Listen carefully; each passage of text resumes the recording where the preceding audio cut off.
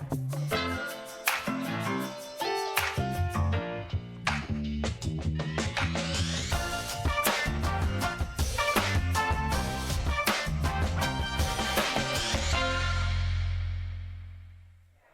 right, hello everyone.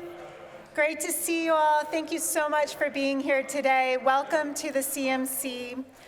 Every week, the CMC welcomes the community for conversations just like this one. The CMC, if you don't know, if you haven't heard, connects people and ideas through community conversation. I'm Carrie Schmidt. My business, Plentiful, is a nonprofit consultancy, and I'm also a very proud member of the CMC Board of Trustees, so it's great to see you all today. We are so grateful for our sponsor, Bricker Graydon. We thank the presenting sponsor for our live stream, the Center for Human Kindness at the Columbus Foundation, our live stream partner, the Columbus Dispatch, and the Ellis, our home that we're coming to you from. Every CMC forum takes a village, and we thank everyone for supporting today's forum. We'll take a minute to thank them. All right, now to the topic at hand. If you've been surprised by your recent property tax bill, you're not alone. We're going to find out more about it. Welcome to today's forum, Taxed and Confused, Making Sense of Rising Property Taxes in Ohio. Property taxes fund a long list of critical services that we want and that we need for a strong community. But what's driving our property tax increase? Where does the money go? We'll find out today. To introduce our panel, please welcome my colleague on the CMC board, Joelle Kazem, with Bricker and Graydon. Thank you.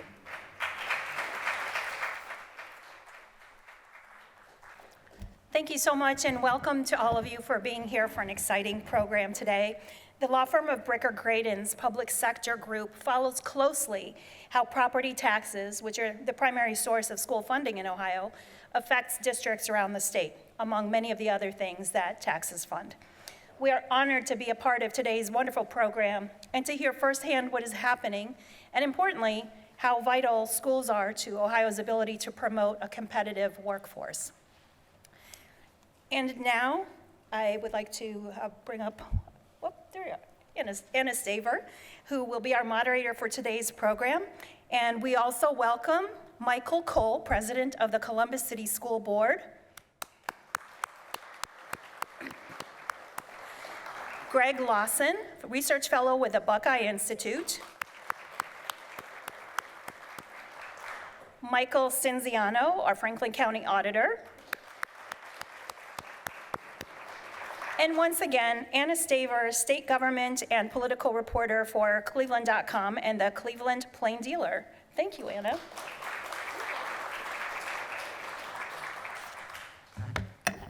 Adjust this up a little here. So, for those of you who don't know, Ohio has nearly 4,000 taxing districts in the state. So that means your property tax bill isn't just one charge from one place. I like to think of it like a shopping cart. So with a bunch of different items in it. So picture like an Amazon shopping cart. So you might have a school levy, a fire district, a zoo, a park, a mental health board. And your cart can look totally different from your neighbor's, even if you just live a few blocks away. And things get even more confusing when you try to check out with your shopping cart because you get to apply discounts.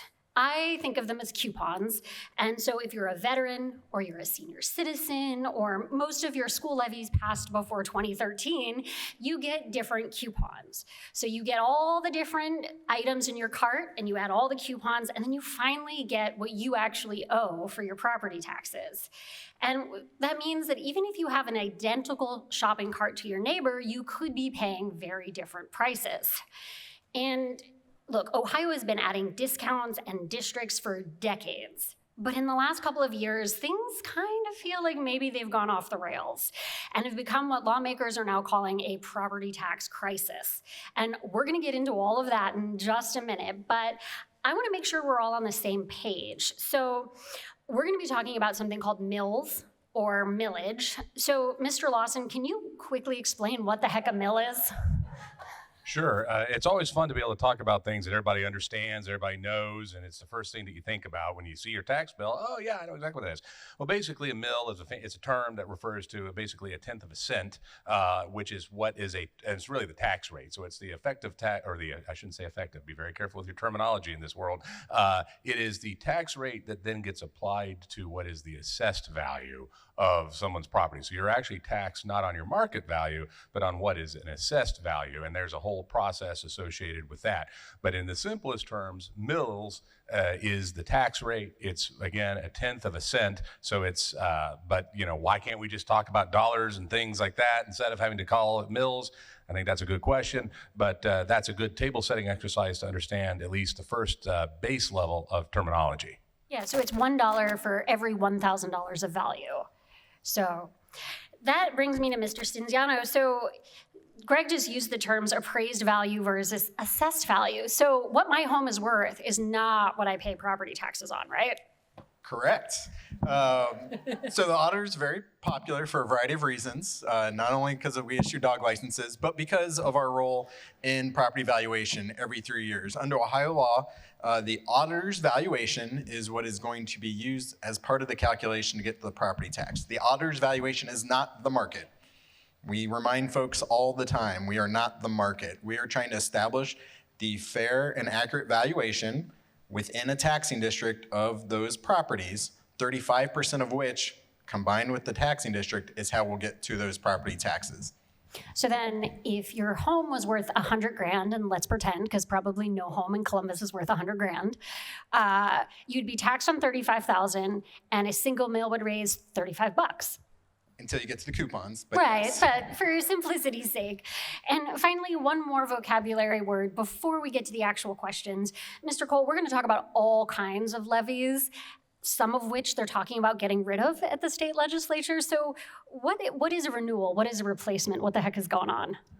So just so everybody understands, levies and bonds are tax initiatives that on the levy side, you have operating levies, you have permanent improvement levies, you can have an emergency levy. But let's just say, for the sake of this conversation, to operating and permanent improvement, like what we passed in 2023 at 7.7 mils. So operating pays for all it takes for you to pay for your staff, pay for general fund. So just about everything that's going to go into general fund is paid through an operating levy, right? Staff, salaries, benefits, that type of stuff, and even non-personnel things. Permanent improvement is a little different. Permanent improvement gives us the opportunity to say, man, my roof is leaking. How do we set aside some money and go to the community and ask for resources to be able to make sure that roof gets fixed? Well, that's what that permanent improvement set aside actually gives us the opportunity to do.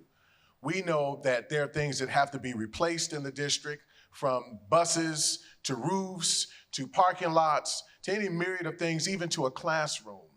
Permanent improvement gives us that opportunity to do that.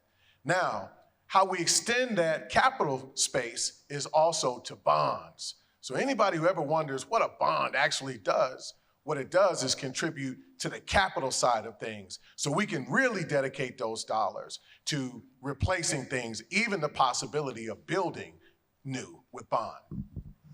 All right, so let's actually get into why everyone's here. Mr. Lawson, let's start with you. We have had this system for decades. So what is it about the last couple of years that has made people opening their property tax bills probably say a few words I can't actually say on the microphone right now? Well, I think that it's a perfect storm is the best analogy. What you have is a combination of long-standing structural issues combined with, we had a very unique inflationary environment here in the last several years, coming out of COVID with government spending that was at record highs. And again, the inflation was at a generational high. We really hadn't seen inflation at that level since at least late 70s, early 1980s. So we had a historic level there. That combined with these structural issues led to a massive spike in the valuations of the properties, which then as you go back through and do all the various calculations that our good friend, the auditor, was talking about, it led to these high spikes in prices. So it's a combination of things. Now, the inflation issue was outside the control of really what anybody can do, and even the state legislature can do and deal with, because a lot of this is international issues, it's policies made in Washington and things like that. But what can be dealt with are issues that deal with how we structure government. That's one of the things that I guess really needs to be understood is you talked about the 4,000 taxing entities that we have. Anna mentioned a number of them. We have so many of them have multiple levies per entity that gets attached to individual properties.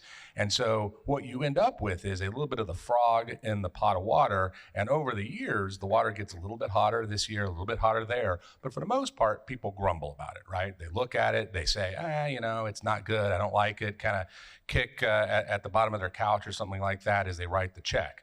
What happened, though, when you had this unique inflationary environment happen is you saw that uniqueness happen, and it rose to levels that just shocked people when they opened those bills. So it's a combination of things that has to happen. But critically, as inflation moderates, that will limit some of the spiking, but it doesn't actually get to some of the underlying issues that create such a bad environment, so that the next time there's anything that happens, and hopefully it'll be decades away before we see something like what we lived through recently.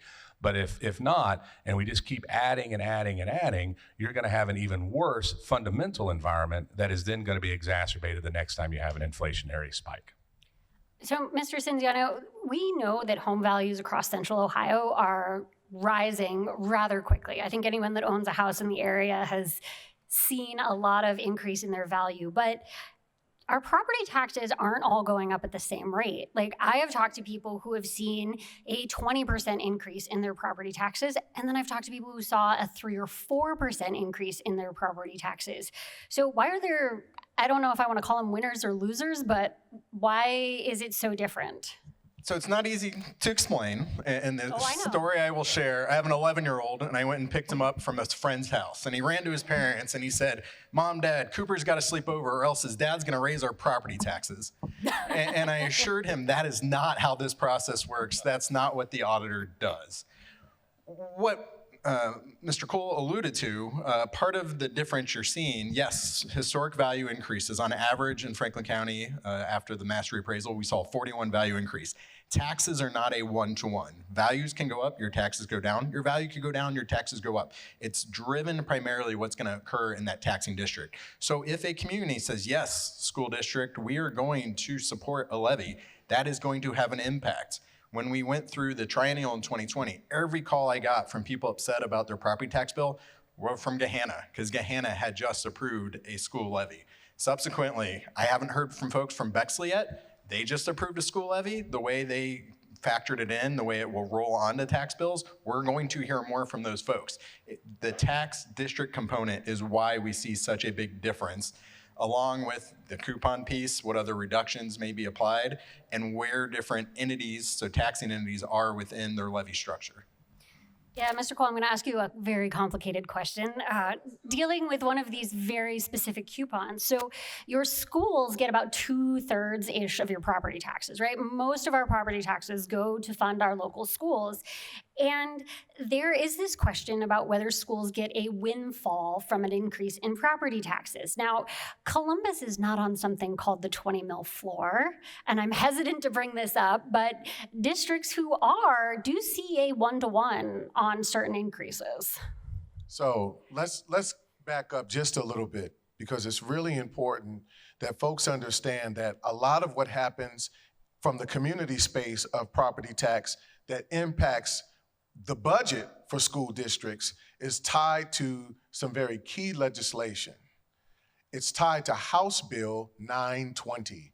Anybody by show of hands in this room familiar with that legislation at all? Okay.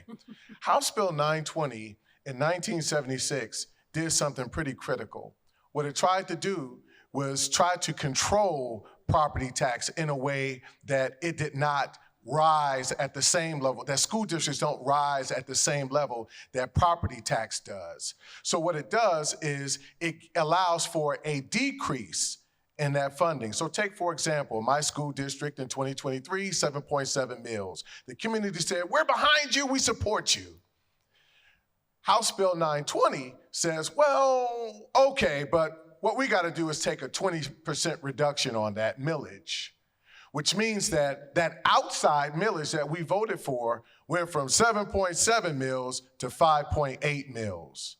We communicated directly to a community that said, hey, this is what we need for children. We need SEL supports. We need special education supports. We need more things for career tech education. But what happened is because that law is in place, we don't see the full amount of millage that we're actually supposed to see that the community wanted. Now we talk about this 20 mil floor piece. And Greg, we're gonna tag team this one. We're gonna WWE wrestle on this one. Stone Cold. I'm the Rock. Smell what he's cooking. So here you have this idea of the 20 mil piece, that what it says is that school districts can't be below the 20 mil. Otherwise, they're not eligible for state support. So if a school district by inside millage is millage that is not voted on by the community. Okay, so inside millage is what it takes for any public subdivision to operate. Any tax authorizing, public subdivision. Most of them in the district or in the state here operate at 4.5 mils, so 45%, no more than that, of a 10 mil cap. The state says there can only be a 10 mil cap. We don't get any more than 4.5 of those mils. That's inside millage, that's not voted on. But then we look at a 5-year forecast, we look at other things that we need to operate, and then we try to fill in the gap with outside millage support. Well, this 20 mil piece is, if you only got the 4 mils, now you got to come up with 16 mils to close that gap. What happens is, what makes it unfair for some folks is that the bad side of that 20 mil floor is that those who operate above an average understand that the state does the math based on averages. I don't care if it's grades, I don't care what it is. It's all based on the idea of averages. Am I saying that right, Greg? Generally so. Okay. Whoever falls above that average pays more in the property tax. Whoever falls below that average, well, they're the ones who had the win-win kind of situation, so to speak. But the whole 20 mil floor piece is designed as another tool to support 920 that says that we're going to control property tax in a way that it doesn't create this kind of excessive type of situation. There's solutions to that I hope that we are able to get to later in the conversation. But that's where that inequity actually takes place. You'll hear me talk about equity as well from a couple different vantages. The first is that kind of social scientific piece that we use in education that talks about fairness. We understand equity today largely as fairness, but how many money people are in the room? Any finance folks? I see one right there. Okay. Finance people, you know what equity is from a financial perspective. It is what you own based in difference to what you owe. It's basically what you own. Any of us who are property owners in the American dream understand that. I'll close on this before we move on. Today's conversation is largely about 3 different concepts. The idea of, we've abandoned this idea of DEI. What about DVI? What about dreams, value, and investment? This conversation is all centered on what we, as baby boomers and post-baby boomers, view how we value our American dream asset of our homes and use its value to appropriate for everything from schools to libraries, the zoo, you name it. I want you guys to think of it from that standpoint. I think that will help us start to reimagine how it is that we want to see a real investment in public education in a way that'll make us sustainable, make us equitably sound, and make us solvent over time.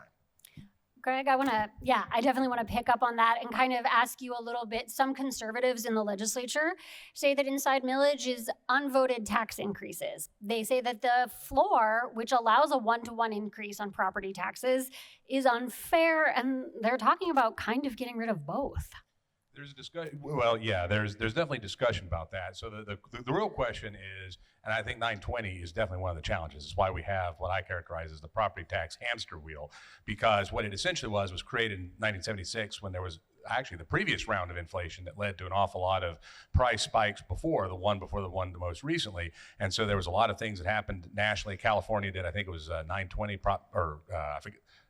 Prop 13, which did a very hard cap on the growth. So it tried to mitigate inflationary growth that was unvoted. So 920 was essentially the Ohio variation. It's different than what California did. And that's made things very complicated. And it does actually create incentives for local governments, all kinds of local governments, to have to go back more quickly. This gets to the question of renewal levies. Now, the key thing, though, is that if you do a renewal levy, you're actually raising the same amount of aggregate money on that levy that you raised when you first passed the levy. Even if it's 20 years later and you're doing a renewal from a levy from 20 years ago and you've done it in like every 5 years, it still has to raise the same amount of money. It's not adjusted. If you want more money, there's several other types of levies that you can do. There's obviously the new money levy, where there's a new explicit millage that's attached to the property, or you can also do something right now in Ohio called a replacement levy, which is something the legislature is looking to get rid of right now, and I've testified favorably towards being able to eliminate this, because I think it's a little misleading to taxpayers, because it resets what is essentially the voted millage and the effective millage. And again, this is all very complicated, but if you think about how 920 works, and it lowers that, so you're raising the same amount of money, but your values have gone up. You're not capturing the value of money, like Mr. Cole was saying, but you are still raising the same amount of money that you initially had done. Now, a replacement would reset the voted and the effective millage. So effectively, a replacement is a tax increase, because now you're using that to capture the entire amount of the increased value. So, but again, I think this gets to the point. It's very confusing for a lot of voters. Some jurisdictions, I think, are very transparent in how they sell this to the public and to their local taxpayers. I think there are some that are a little less transparent in how they do that. And as you can probably imagine, it's easy for people to get confused and not actually be completely aware of what they're doing. So I do think, there's all of these levies, all of these ways that we have to raise the different money, how it's all been sort of put together over the years. And that's why I use some of these analogies like frogs in water and the boiling pot, so to speak, because this has happened over the course of decades. That is what's set the stage for everything that is happening now, is that you have all these little pieces that in and of themselves, you might say, isn't that big of a deal. It wouldn't be the thing that breaks the bank.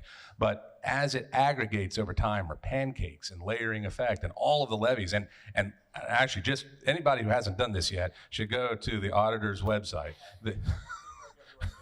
Because, no, this is one of the best websites I've seen, and he does a great job. He did this, so I really want to extol how important this is, because you can actually look at how many levies you have on your house, and what's interesting is the number. Usually it's like 20 plus levies, because you've got levies going back to possibly the 50s, but at least the 70s, and it's multiple ones that are just layering and layering and layering on top of it. And I think it's important for people to understand that.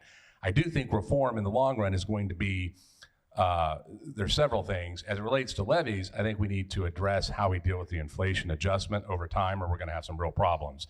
And I think we'll hopefully get a little bit more to the structure. I don't want to misstate, all of the conversation we're having today is downstream of the need for different entities to raise revenue, to do whatever it is that they are supposed to do. So we have a structure question.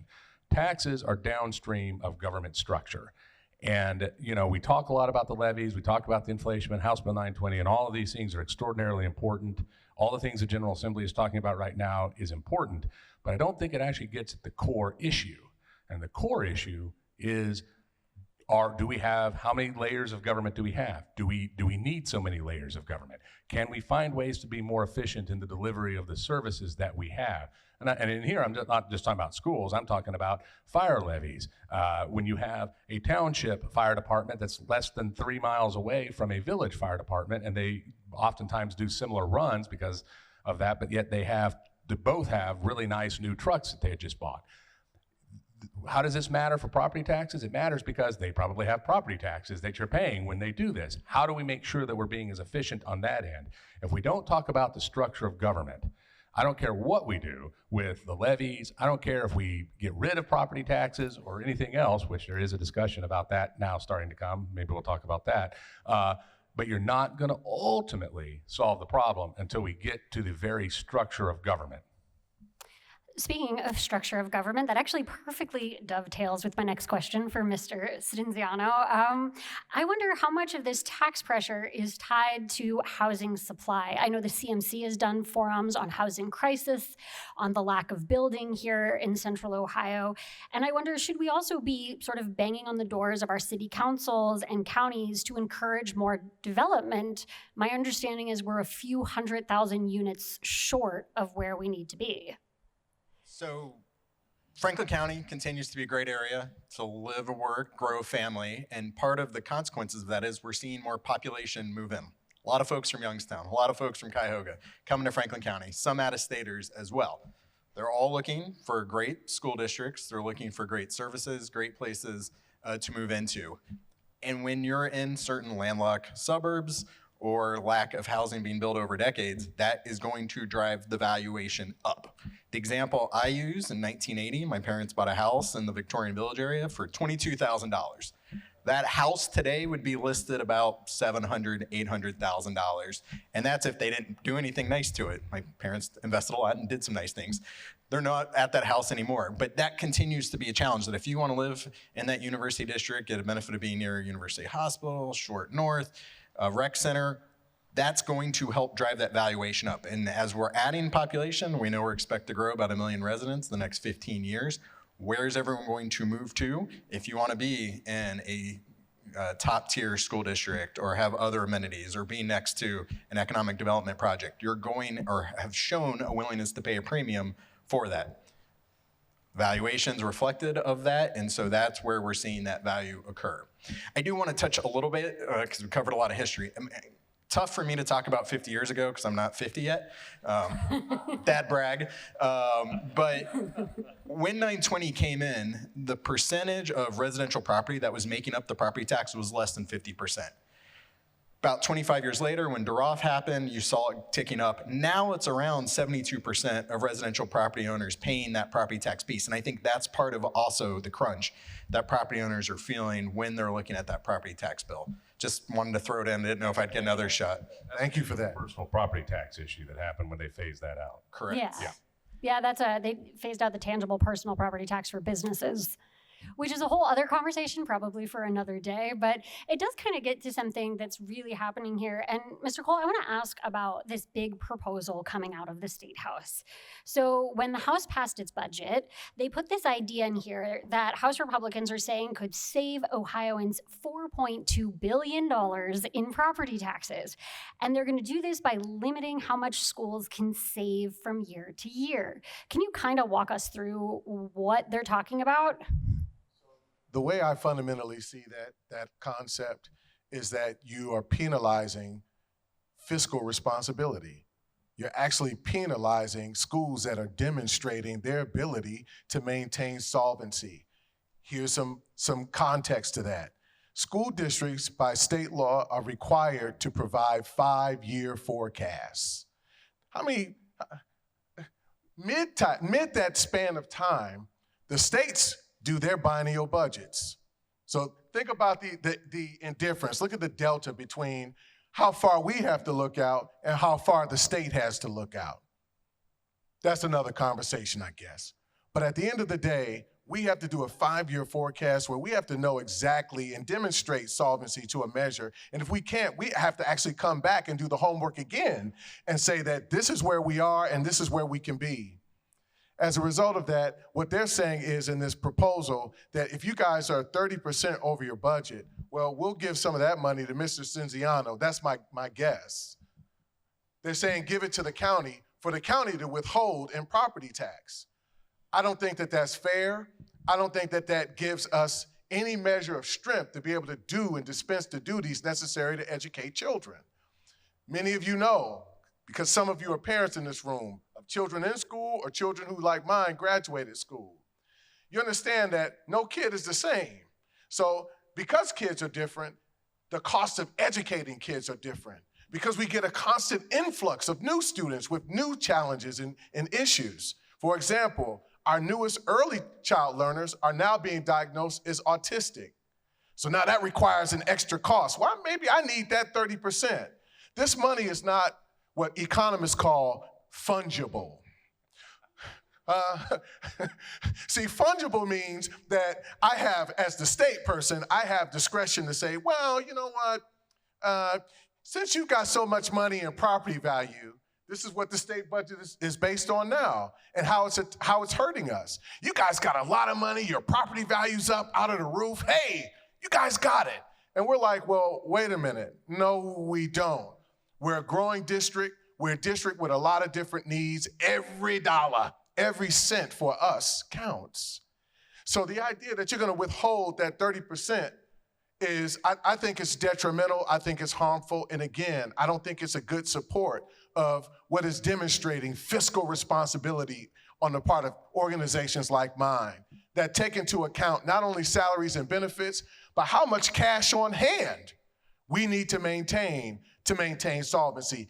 Our bottom line is not zero in Columbus City Schools in terms of our fiscal management. We don't go to zero. We try to go to 30 days cash on hand or 60 days cash on hand. Well, how does this dynamic change that for us? How does this impact our ability to maintain our bills and maintain educating kids? Yeah, Greg, this is getting a lot of chatter at the State House, particularly because it's a one-time property tax refund. I couldn't help myself, so I did all this complicated math to kind of figure it out, and it would depend on how much your district carries over. I personally, if this happened, and I live in Olentangy, for those of you who care, if they didn't spend the money elsewhere, I would get back about $1,100 next year. Now, the city of Cleveland doesn't have a carryover balance, so those folks would get nothing. Well, I think that the concept behind it, I think, actually makes some degree of sense. We can argue about what the amount is, but we do have school districts. We have some school districts that are well below the 30%, so they wouldn't qualify anyway. We have but we also have districts that have over 100%.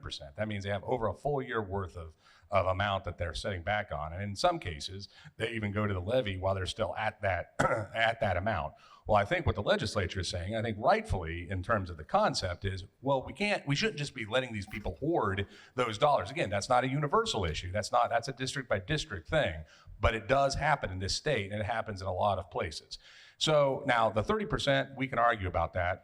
Frankly, I think it's probably a little low. I don't think that's probably the right percentage there. I also think the way it's structured in the bill is going to incentivize school districts to spend money down so they can avoid this. And the other problem, I think, from a structural standpoint is it's a one-time thing, as Anna was mentioning.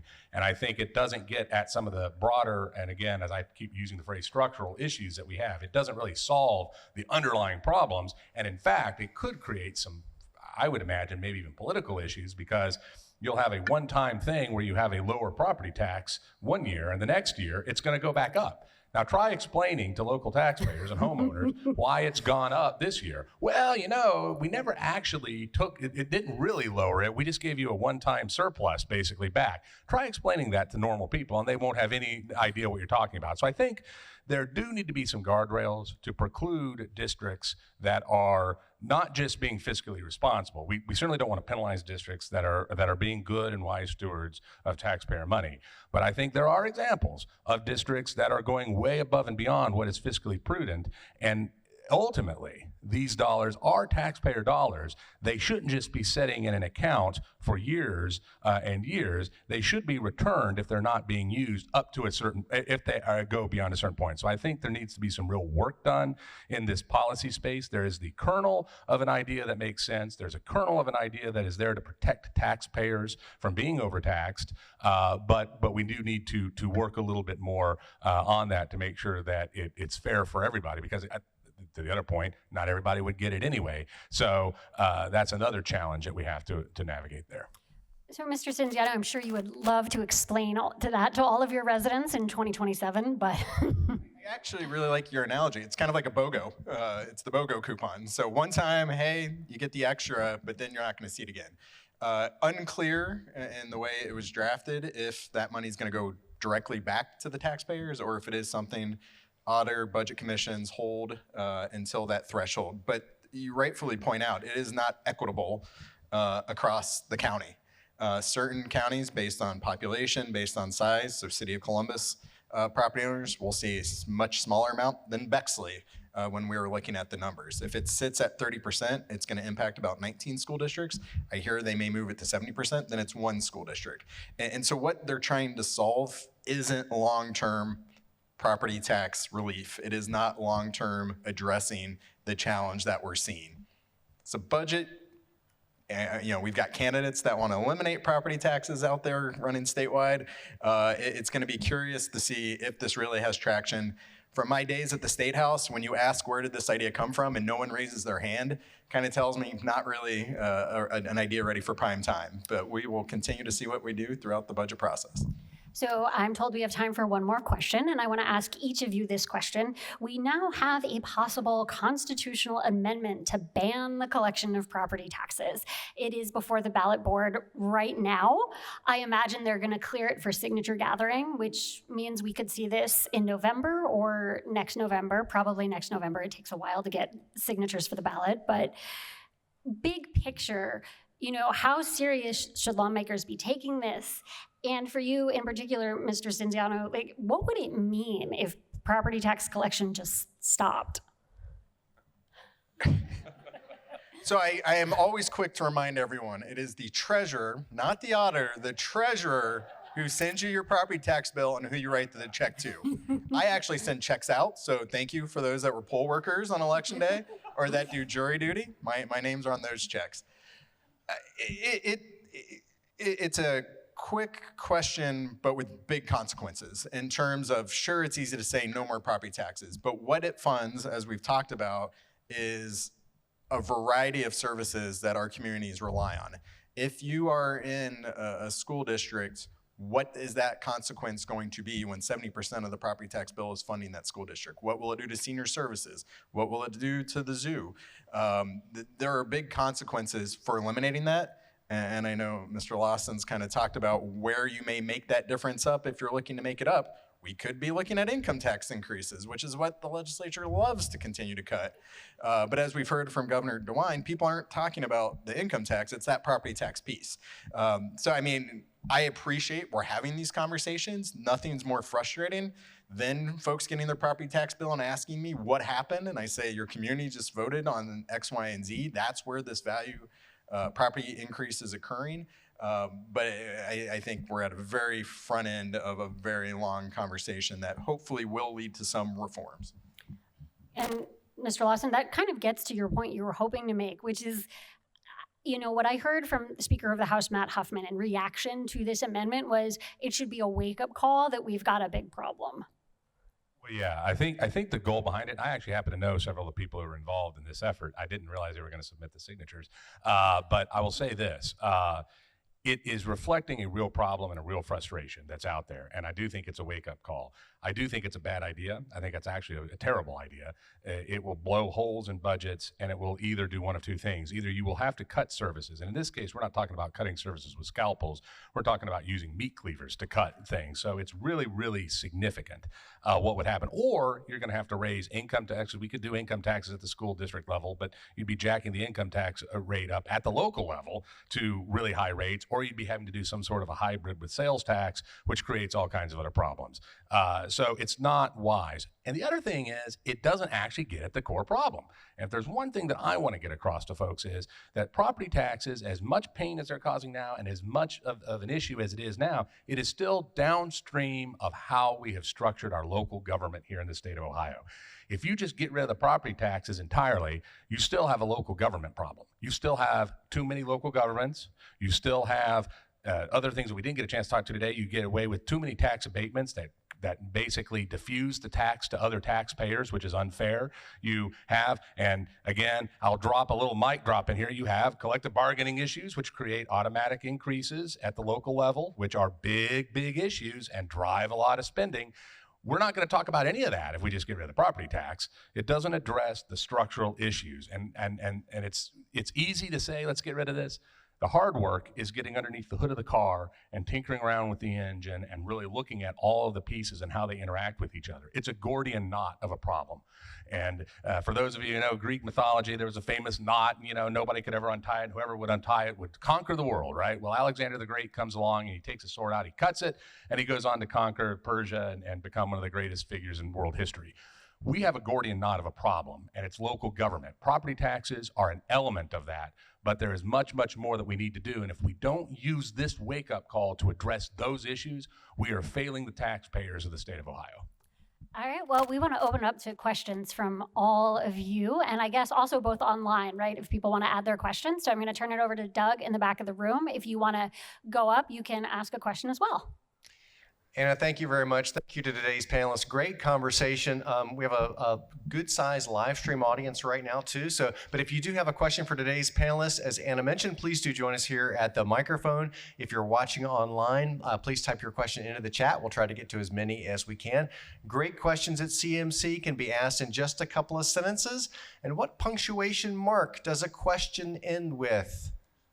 It ends with a question mark. Yes, they do. Thank you very much. Thank you. I'm going to launch us off with this one. I won't ask the panelists if they think property taxes should be illegal. It sounds like we've covered that one. If a child is enrolled in a private school and does not utilize public education services, should the portion of property taxes allocated to public schools be prorated or adjusted? Like a good question for you. Thank you. Thank you so much for that question. So here's one of the base challenges with that issue. One is that just under $1 billion is being expended towards vouchers. Vouchers that most of the families that are utilizing them don't actually need. They have a household income that actually can afford private schools. In addition to that, this is a fundamental issue, specifically if some of these private schools are parochial, if they're religious-based schools. We have in our Ohio Constitution, in the 6th section of our Ohio Constitution, that speaks directly to education being a priority for the state, who's responsible on any given level, and where those proceeds can actually go. I think that if a family needs a voucher, right, I don't discourage any place that parents want to take their children to be educated. But if you need a voucher, then you need the voucher. If you don't, then make it available to a child and a family that actually need to utilize that. But otherwise, I think that those dollars need to be sent in public education, where more than 80% of families in this state actually decided to place their children in schools, in public schools.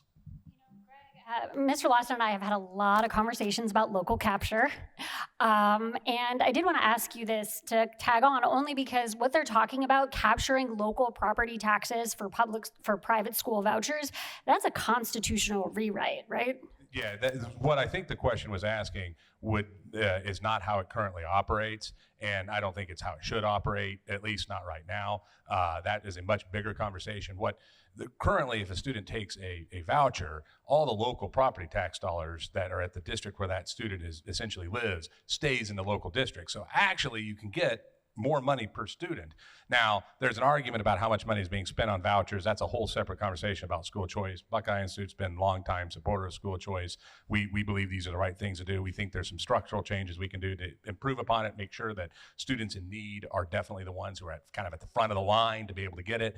But I would say that the issue of letting the property tax go, if we want to blow up the Constitution and change how we do all taxation and have the state redistribute all education dollars, then we could have that conversation. But that's such a big topic and so outside the scope, I don't think that's something that could happen. And right now, as we operate, I don't think that the local dollars would travel, but we should continue to fully fund and work on the students and families that want to avail themselves of school choice options. Looks like we got a question in the back. Unless you want to tag in. I want to chime in on two things. Always encourage people to visit the Franklin County Auditor's website, where you can see a breakdown of where your tax bill goes. It isn't just schools.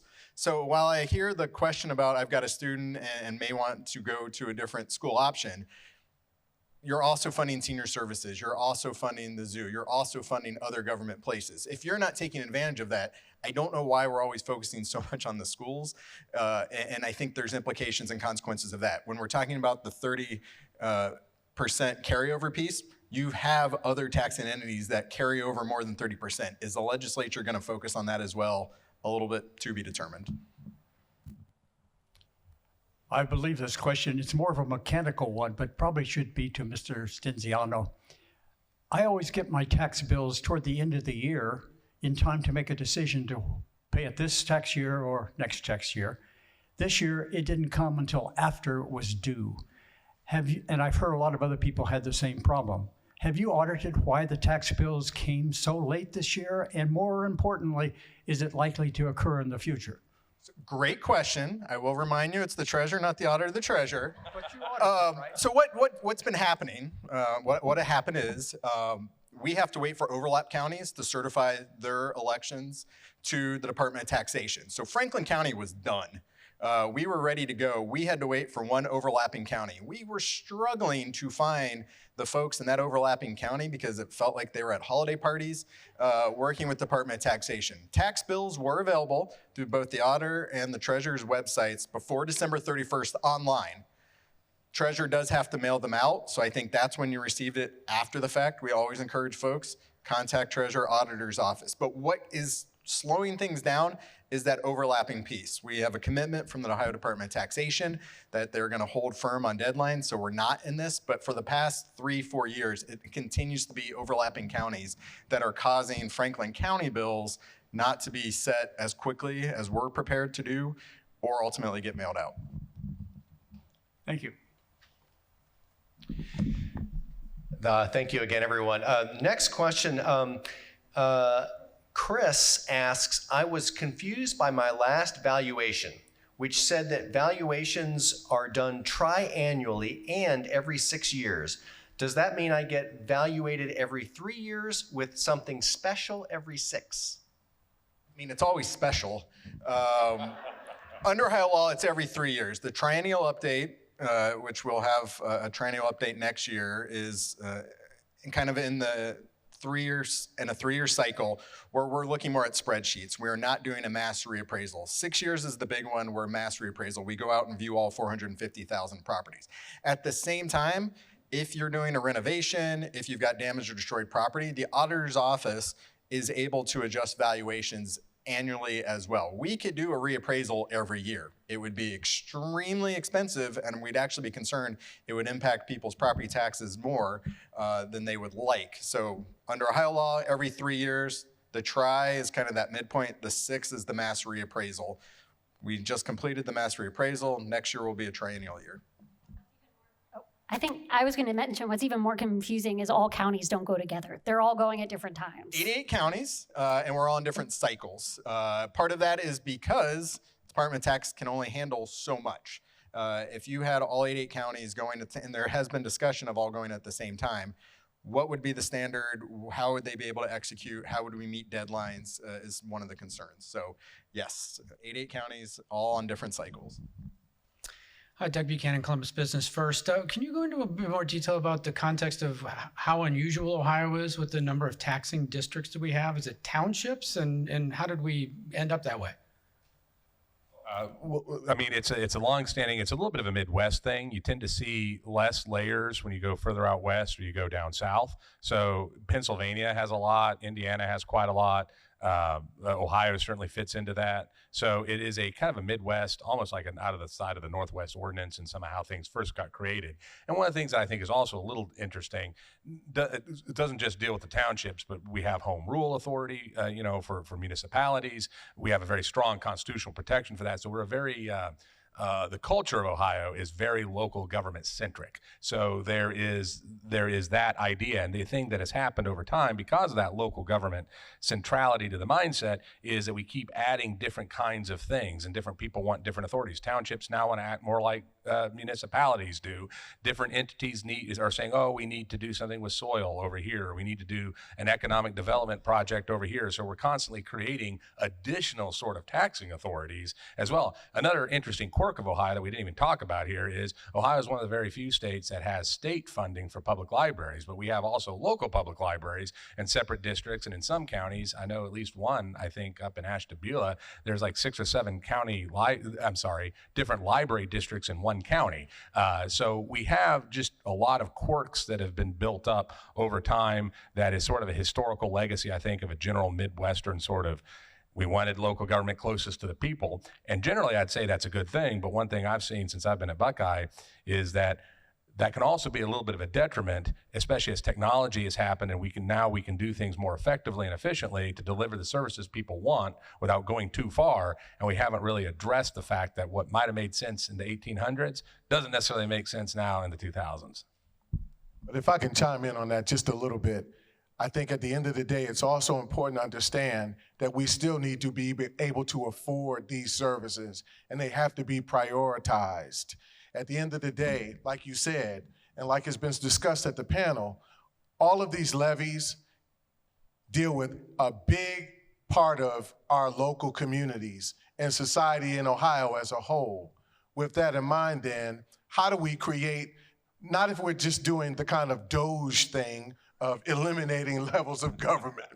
I just want to take that dig. I want to take that dig. I'm ready to go. I wanted to take that dig. But not so much that we're just doing that, but that we're actually within the system in the meantime, in between time, fixing it by creating fairness. How are we giving circuit breakers? How are we executing on opportunities to provide rebates and tax incentives for folks who don't fall within the income space to be able to afford these rising costs, right? So that's one of several ways in which we can address this type of situation. There are others where we can require folks to pay their fair share. So what we didn't discuss in this conversation, we talked a lot about residential property ownership, but we didn't talk about commercial property ownership. And the fact that business, the Board of Revision, the state changed laws to make it much more amenable for them, including local government here, for them to get tax abatements, for them to shorten our amount of time to challenge the Board of Review on property valuation. They also took away something called pilots from us, payment in lieu of taxes. That was one of the strongest cases I could make to my colleague teachers and others who are concerned about tax abatements locally. Well, wait a minute, they still give us the money on the dirt, but we can work with them in pilots that was bringing in, I want to say between $15 and $17 million a year for us. Gone because the state legislator took it away from us. We have to build based on the dream, the value, and the investment. We have to be willing to adjust the system for fair share distribution, fair share pay. Let me just say, I agree with you on the local abatements issue. There's some other things I don't 100% agree on, but on that issue, that is part of the overall discussion we have to have. We got to put some more guardrails on this. We do way too many abatements, and that's making our local property tax code Swiss cheese, which means that everybody who doesn't get the special dispensation isn't a winner in whatever decision we've made, isn't the new business. And this goes to smaller businesses too, because we tend to give abatements out for the new big guys and the shiny guys, not the people that have been there for 20 or 30 years. That's not fair. So we need to start putting these things away so we can have a tax code that is fair for everybody, because low rates, broad bases, that's economist talk. But what it boils down to is you actually want to tax a lot of things. You just want to tax it really low. The problem in Ohio is we tax fewer things much higher. Thank you. We have 2 minutes left for one final quick question.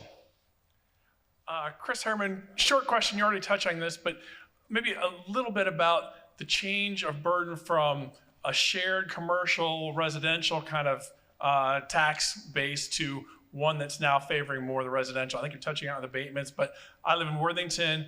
When the inventory tax changed at the state level, the schools lost $4 million a year. I mean, not just one time, $4 million a year from the Anheuser-Busch and other things like that. Well, so that was part of a big comprehensive tax package back in 2005, because it was a very uncompetitive tax and it became a real problem that was actually being gamed by a lot of people. They replaced it with another state tax called the commercial activities tax, and there was some temporary replacement out of I think out of that CAT tax. They paid some of it back to the locals, but you're right, that's created a problem, which is not easily answerable because you don't want to just stick that back. That's harmful to manufacturing, a lot of the industrial jobs and stuff like that, which is again why they did it. So I think there was a good rationale for why they did it, but those downstream effects have been significant. I think what you have to then be careful about is what are you doing with the tax base that you still have? And I think that gets back to some of those questions about how much we allow locals, and this is mostly a local phenomenon, although sometimes the state gets involved with incentives, but a lot of these are local incentives and locally driven, and sometimes they're driven to also move a business from one village to another village or from a township to a village and doing things like that where we're not increasing the overall regional pie, we're just shifting where those taxes are going, and that's not helping, and then that diffuses it. So I don't think we should put the taxes back on the businesses, but we need to be much more careful about the new tax breaks we're giving. We've been doing way too much of that for way too long, and it's part of the problem. All right, it looks like I'm getting the signal to wrap it up. I want to say thank you to our three panelists, Mr. Michael Cole, Greg Lawson, and Michael Stinziano. So let's give them all a big round of applause.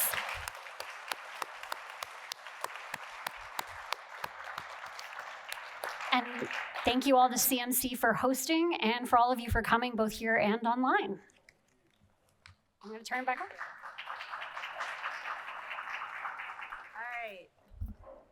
Just bring this down. Thank you so much for attending today. Really appreciate it. Wonderful discussion. I learned a lot, expanded my appreciation for the complexity of property tax policy discussions. We'd also like to say thank you to our sponsor today, Bricker Graydon. We're grateful to our presenting sponsor of the live stream, the Center for Human Kindness at the Columbus Foundation, our live stream partner, the Columbus Dispatch, and the Ellis for hosting us. Again, special thanks to our panelists and to Anna Staver for having us. Thank you all for being here. All right, from taxes to tariffs. So please join us again next week. Tariff tightrope, Ohio's balancing act with Canada. We're thrilled. We're going to welcome Canada's new Consul General, Colin Bird, to CMC with a panel of terrific leaders. Don't miss it. Come right back here and on live stream. We'll see you next week. Thank you.